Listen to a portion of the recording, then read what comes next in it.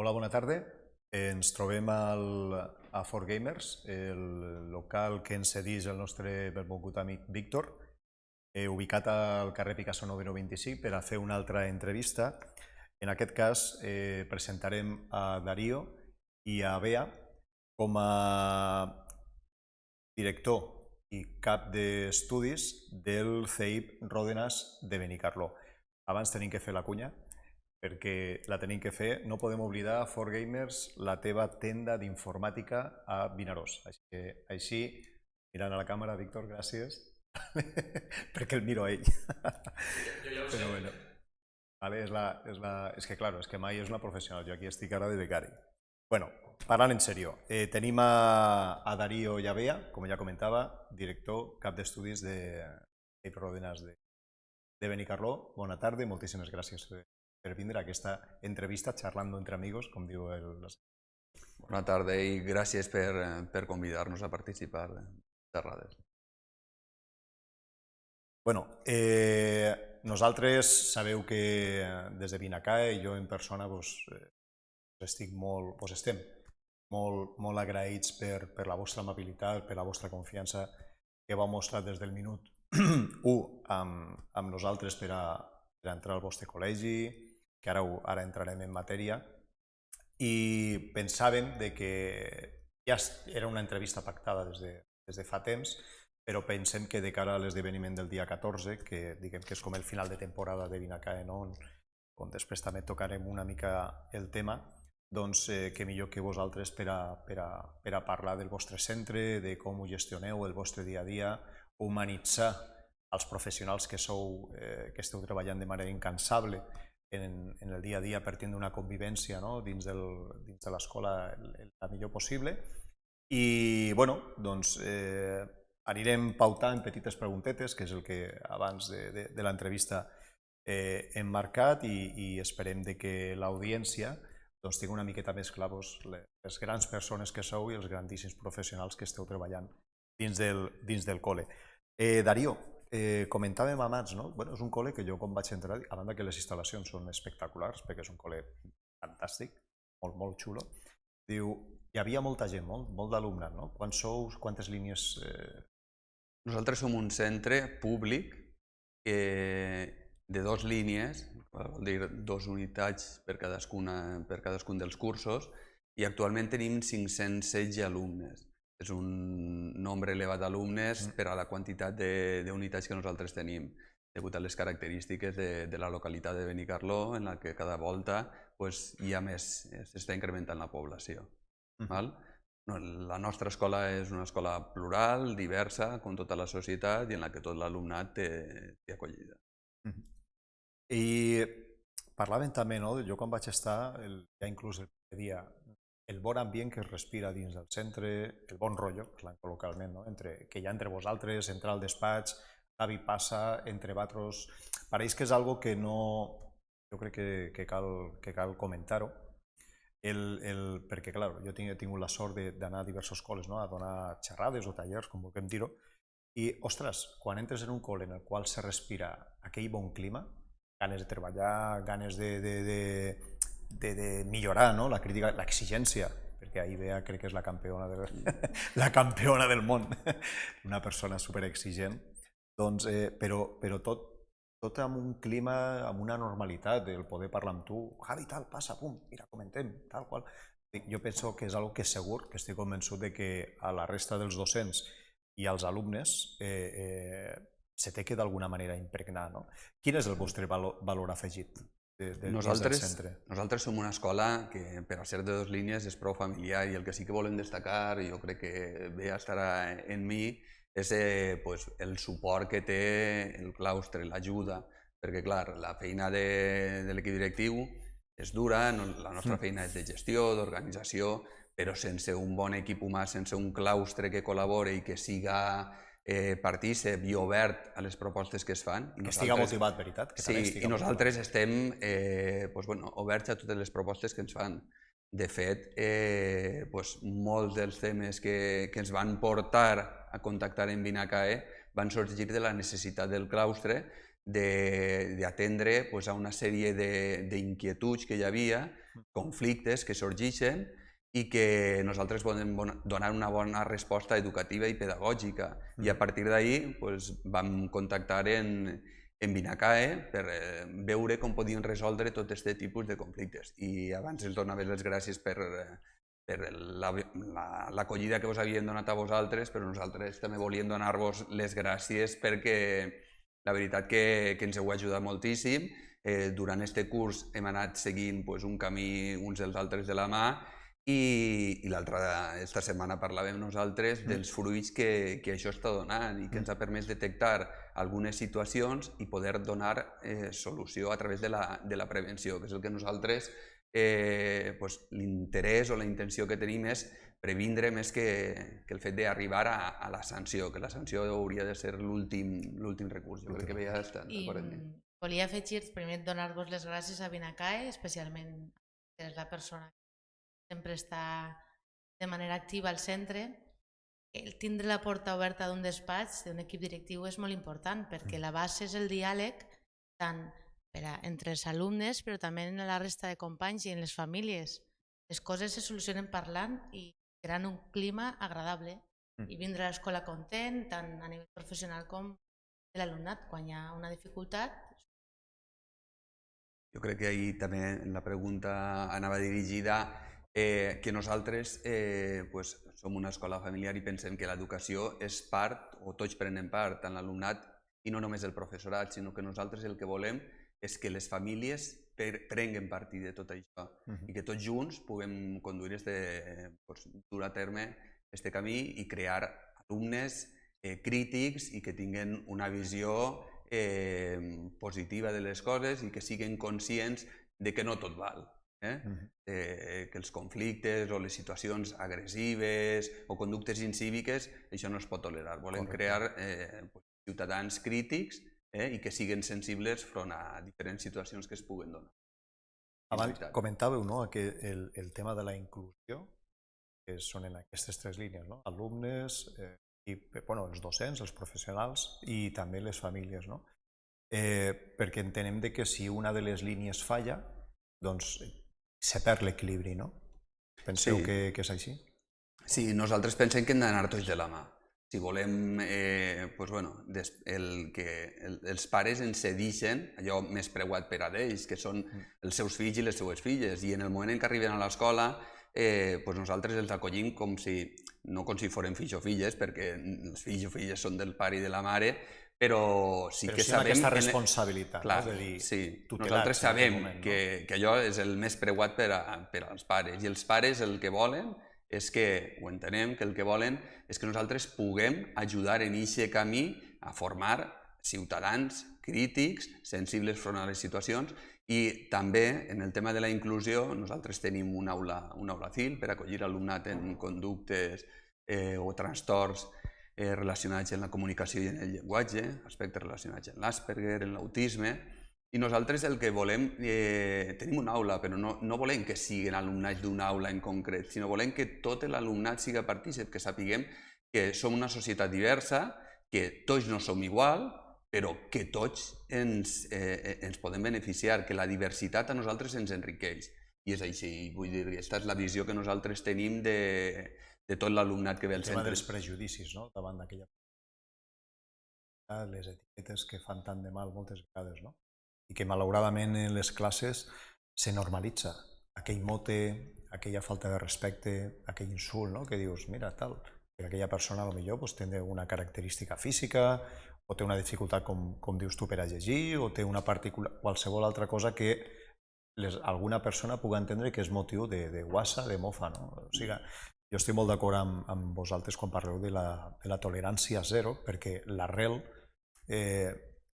de portar una línia o un clima de convivència, enfortir-la costa molt, però a vegades també el que pugui quedar una mica minvant moltes vegades costa menys, perquè no sé com dir-vos, és com dir, ja estem en una qualitat d'assistència o de benestar important, però si baixem la guàrdia costarà molt menys que alguna conducta disruptiva pugui impregnar a aquella classe. O sigui, l'importància sempre de tindre un nivell d'exigència elevat, no? Sí, nosaltres tolerància zero front a conductes incíviques o agressives. Jo crec que en això Bea vos podrà explicar molt millor que jo com nosaltres resolem els conflictes o prevenim, més que resoldre, prevenim els conflictes. Nosaltres tenim una comissió d'alumnat en la qual se reuneix Bea en representants de diferents membres dels grups i a partir d'ahí és un treball conjunt que realitza l'alumnat i que ens permet veure les necessitats que de vegades nosaltres no detectem perquè la visió que tenen els alumnes d'infantil i primària, perquè també participen en l'alumnat d'infantil, és molt diferent a la visió que tenim els adults. Jo crec que Bea vos pot explicar. Ara vos ho explico, enseguida. Adelante, Bea. Nosaltres ens reunim una comissió on està una representació de cada aula, però una representació real.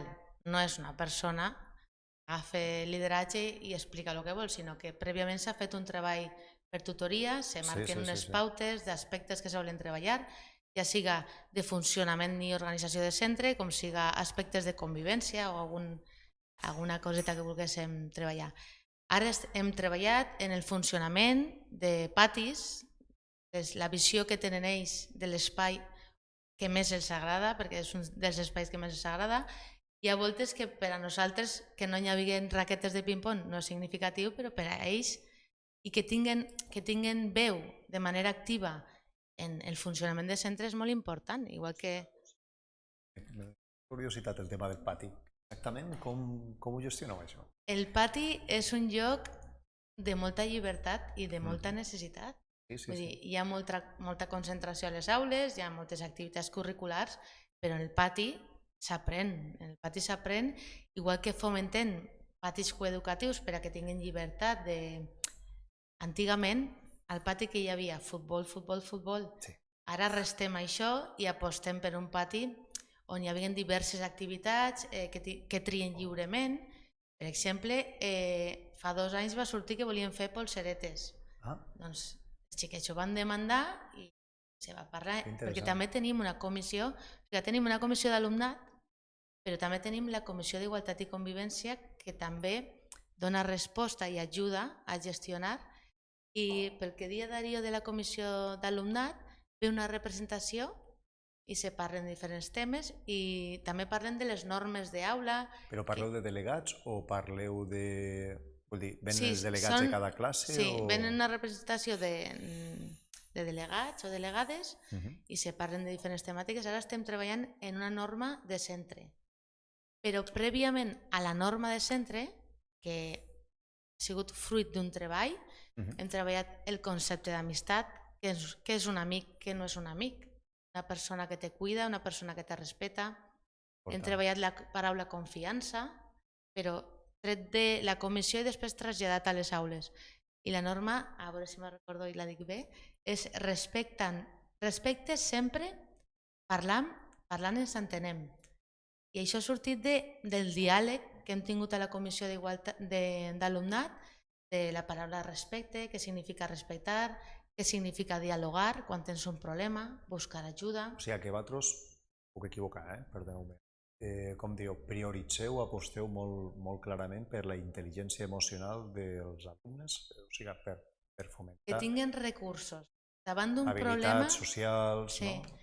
En la vida sorgeixen problemes en el pati, especialment en el pati que hi ha més llibertat, és quan tens... Però una cosa que ens has ensenyat tu a nosaltres, als centres, la doble vida que tenen l'alumnat. Nosaltres podem tractar temes dins del centre, que és reals físics, però ara estem en una altra línia que era la vida digital, no? Vull dir, nosaltres treballem en problemes físics que hi ha o inclús de llenguatge, l'ús del llenguatge, com parlem als nostres companys, com ens dirigim a ells. I anem en aquesta línia. Sí, perquè a vegades te trobes, i jo trobo també, com els xiquets i xiquetes sí que potser a nivell personal, presencial, adopten una manera més polida, més educada, més tal, però en canvi quan se connecten amb el WhatsApp, amb el Telegram, amb l'Instagram, és com Jekyll i Mr. Hyde. Un rol considerem un rol visible i un rol més invisible, més amagat. I ahir, com si no tinguérem, com si es posàrem una careta i tot valguera. És increïble, perquè jo penso que i l'altre dia tenia un cas d'un xaval que estem ara mateix acompanyant emocionalment, en el qual comentava, dic, és que m'han deixat sol al pati. Estava amb 2 gos i m'han deixat sol. I m'ho han dit per WhatsApp. I m'han prohibit que me comuniqui amb ells. I dic, en sèrio que t'ho han dit per WhatsApp? Diu, sí. Dic, i ara no sé la manera de com reaccionar, perquè al no dir-m'ho davant, ell no ha pogut defensar-se amb la paraula, de dir, bueno, doncs què fa, que si he pogut fer alguna cosa, com ho puc solucionar, saps? O sigui, els crios és preocupant perquè diguem que van per la tangent, no passen per termes mig, no tenen aquella empatia. Això nosaltres també ho treballem i des de fa poc, i de fet va sorgir el tema de contactar amb Vinacae, perquè uns problemes que estaven associats, no dic tradicionalment, perquè el tema de les tecnologies de la comunicació tampoc fa tants i tants anys, però sí que estaven associats més a secundària i que això en els últims anys ha baixat a primària. I abans eren problemes que dius, alumnes de sisè, que potser ja tenen els pares, pensen que ja són suficientment adults com per a poder deixar-los un mòbil i poder whatsappejar. Ja tenen el mòbil en propietat. A partir de quart, tu fas una batuda. Molt bé. I és el que comentava, que això passava en els instituts fins fa poc a sisè, però és que nosaltres hem detectat que aquest tipus de problemes o aquestes conductes que estaves comentant d'adquirir un altre rol, ja és en quart de primària i s'han detectat problemes de suplantació d'identitat, de fer-se mal a través dels whatsapps, de crear stickers per a ferir a una altra persona. Vull dir que són actituds que potser no visibilitzes, però que després, quan aprofundixes en el tema, i cosa que el que comentava abans, que estan donant els seus fruits les xerrades que hem fet, i que també hem obert a les famílies, que també és una altra cosa que voldria destacar, que ho hem obert a les famílies i crec que estan agraïdes perquè com a adults o com a pares no ens donem compte de fins a on arriba el problema real. I de vegades pensem que la innocència de tindre un telèfon per a que whatsappegen els companys, però és que això és una ferramenta, és una arma, no té res d'innocent el telèfon mòbil, perquè l'ús que fan no és l'adequat. I el que hem de fer és ensenyar-los o donar-los estratègies per a fer un bon ús, perquè les tecnologies, vull dir, són ferramentes bones. Ens trobem, estaràs d'acord amb mi, Darío, que els propis pares i mares no tenen aquestes ferramentes. I són ells que a vegades no donen un exemple constructiu. Parlo a nivell general. A més, com a pares i mares, no sabem fins quin punt està la nostra responsabilitat. Correcte. Els regalem un mòbil, o el tio li regala un mòbil, li donem el mòbil i nosaltres ens fiquem a cuinar i mentre ahí estan passant coses, que és la vida digital que parlem. I aquesta vida digital que té l'alumne afecta a la vida personal i, en el nostre cas, a la vida escolar, curricular, emocional, afecta moltíssim. I una de les línies que portem ara és que tu te pots sentir ferit, i una ferramenta és dir, ei, m'estan fent mal. Després detectar el que no has de fer. Pots tirar el mal o que te vinga i saber com gestionar-ho, sobretot parlar. I també crec que és important ensenyar als xiquets a no silenciar-se, perquè n'hi ha molts que són partícips d'això o són conscients de què està passant, perquè també formen part d'aixòs grups i el silenci és... Els fa còmplices. Moltes vegades en els tallers. Sempre els dic el mateix. Sempre hi ha un capità o una capitana. Serà sempre. Així, perquè solament pot haver un líder, de veritat que per a tot, perquè si després teniu un problema serà aquella persona que vos treurà d'aquella problemàtica, perquè hi ha molts alumnes que se fan autolíders o que pensen que són autotal, no? Però vosaltres teniu el poder de decidir quina classe voleu, perquè això s'escapa de l'abast del tutor o de la tutora.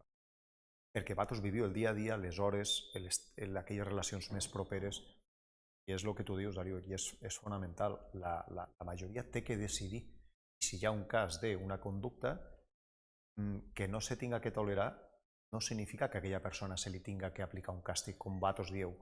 Se li pot rehabilitar, se li té que ensenyar, se li té que dar les ferramentes, el que faci falta.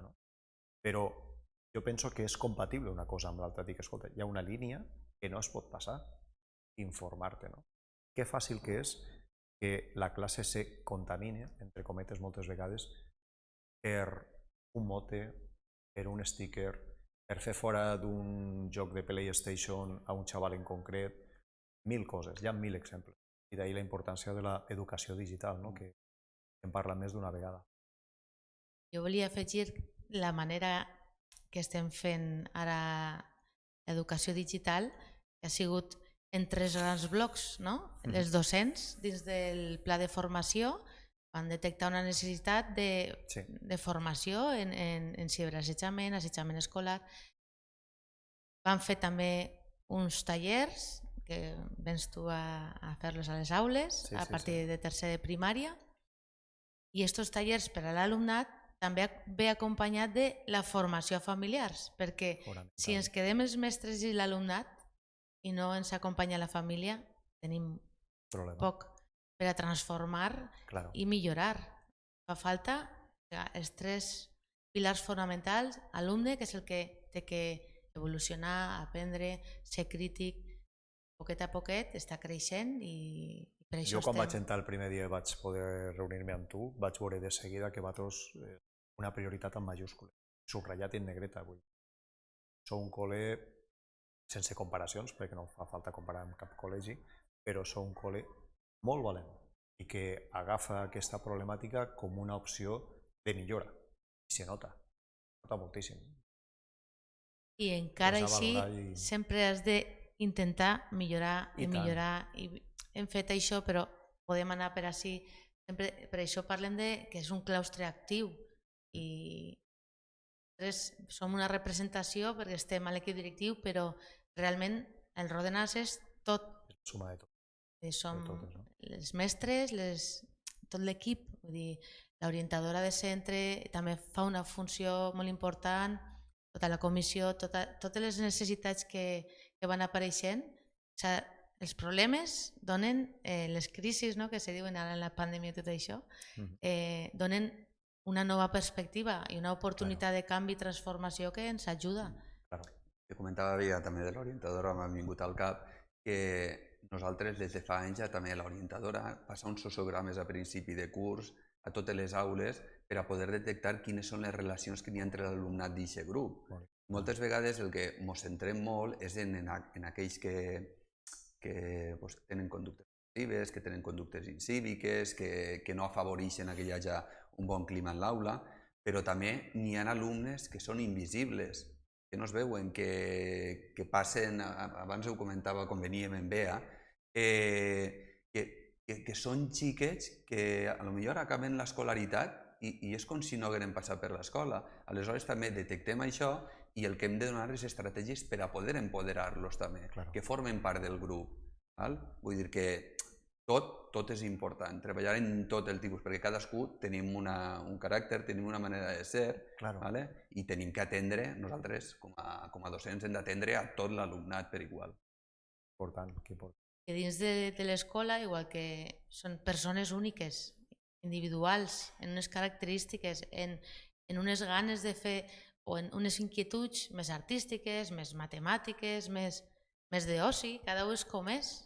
I cada un és com és i en la societat en la que vivim. I en la família, el context familiar que ens toca viure, perquè toca viure en la família que te toca viure i hi ha voltes que hem d'acompanyar. Igual que acompanyem als fills, acompanyem a l'alumnat, acompanyem també les famílies, perquè hi ha voltes en la societat en la que estem vivint, jo també soc mare, i hi ha voltes que el tema del ciberassetjament i totes les paraules i tot això que ens dius... Pareix ciència-ficció, sí. I com que no en coneixem encara, perquè estem començant, i de vegades els propis fills són natius digitals que han nascut ja en això, tenen més coneixements inclús que nosaltres. I tant. I nosaltres, Això segur. de vegades, quan ens trobem en el problema, no sabem com reaccionar, però és perquè no l'hem pogut detectar ara. A mi me sobta a vegades quan estem a les classes o quan se fan aquestes xerrades a les famílies, quan parles amb aquelles paraules, no? O quan parles de grooming, quan parles de sexting, sextorsió, quan parles de les conseqüències, quan fiques algun vídeo que pensem que pot ser important per a tocar una mica la fibra, i a vegades penso, ostres, com vivim en una falsa realitat, no? Sí que estem rodejats de violència, la banalització del sexe, del masclisme, i ho hem normalitzat, però parlar d'aquestes coses que ens afecten a tots, a les famílies, al nucli familiar, les conductes addictives, les conseqüències de que un crió passi massa hores i ficar exemples reals, omitint, lògicament, les dades, no? I la gent s'assusta, però és el que tu dius, és com que te desmunta aquella bombolla en la qual estàs vivint. Però és important ficar els dos peus a la realitat. I què millor de dir les coses com són, sense buscar sensacionalismes o una por, no? No és la idea, però és explicar la realitat. I estem veient que la societat no està acostumada a aquest missatge. És que de vegades s'utilitzen eufemismes per a poder tapar un poquet, i a vegades quan parlem en lleis de primària, infantil, tenim a utilitzar un vocabulari més simple. No, la realitat és com és i la realitat és crua, i de vegades el posar exemples reals és quan prens consciència, no per por, no és per assustar, és per prendre consciència realment dels problemes que hi ha, i ser valent front a una situació d'aquestes és quan tu la detectes i eres capaç de donar la veu d'alarma. És que si no veus això, de quina manera pots reaccionar? A veure, que algú m'ho pugui explicar. Si no te diuen la realitat és aquesta i que la vida té una part dura, encara que siga en una edat infantil, que tot costa, la pèrdua, un familiar tal, tenen que saber el que és la vida de realitat. Dic jo, Tota la raó. I això també se perden moltes oportunitats. Quan utilitzen tecnologia, a mi me passa. Jo estic a l'Instagram a vegades i tu veus una realitat i a vegades dius, pares un moment, quan deixes el mòbil i l'apagues, inclús estant en família, ho notes, Que important, I això les famílies... Vivim en una societat tan estressada, hem de parar també, però parlo a nivell personal també. No, sí, i jo també. Anem tots a tope. Jo també ho penso. I a les famílies se'ls ha d'acompanyar. A tope. M'encanta, perquè quan estic ahí... Javi sempre ve al col·le. Anem a tope. I Javi fa, vale. Ja ho tinc assumit. Vull dir, això també és important i la tecnologia no ajuda a calmar. Inclús ens canvia el caràcter, així que si es deixes molta llibertat, després estan torts, que se diu, no? Correcte. I a vegades, i les famílies, moltes vegades, quan venen a parlar, sobretot en l'equip d'orientació, ahí està el tema. Tu els preguntes quantes hores tenen pantalletes i bueno, fan la ronsa un poquet i després, a veure, va. I van sortir. Anem a gra, 1 hora, 2 hores, un poc més, tota la vesprada. O sigui, són casos puntuals, però aquest cas ja és important. Ja és un problema. Una persona ja és important i a partir d'ahir ja hem de començar a treballar a tope al col·le per a que previndre al màxim. I el pitjor és quan ja ens passa, els casos que tenim, no pocs, han perdut el control i l'autoritat dins del nucli familiar. El crió, el xiquet o la xiqueta ja no accepta que li pugues ficar algun tipus de límit. Anava a dir això, el control, que moltes vegades ja no és més el temps, sinó el control que s'exerceix sobre aquest tipus de ferramentes, perquè quants pares, quantes mares, deixes aquest dispositiu i després no te pares a pensar on haurà estat. De quina manera l'utilitza. Sí, ahir el deixem moltes hores, que passen moltes hores. Al carrer, a lo millor, si ho deixares i digueres el xiquet que vagi sol per carrer i que estiga hores i hores, ja llançaria les mans al cap de dir menut, com el puc deixar per aquí tan desvalgut, que qualsevol persona poguera agafar-se'l, endur-se'l. És que ahir també passa en este món, saps? i moltes vegades no som conscients del tot. I hi ha voltes, hi ha famílies que s'han de parar, encara que siga dur, això, fer un paron i una reflexió, encara que dius, m'he passat. Sí, vull dir, I ser autocrític, si te truquen del centre per a parlar, i te passes i eres conscient i fas la reflexió, més val parar ara, en edat escolar, que estàs a temps, i que la cosa se vagi fent la pilota més grossa. No penses que és una molt bona notícia? Que truquen d'un centre i te puguen dir, mira, el teu xiquet, baix rendiment, ja no se sociabilitza com abans, té unes puntes, què tal, ja no presta tanta atenció. Ostres, jo penso, jo com a pare, jo personalment me tindria que veure en la situació, però si a mi el centre escolar m'ho acredita, m'ho explica, m'ho comenta com una preocupació, ostres, jo penso que tindria que estar agraït.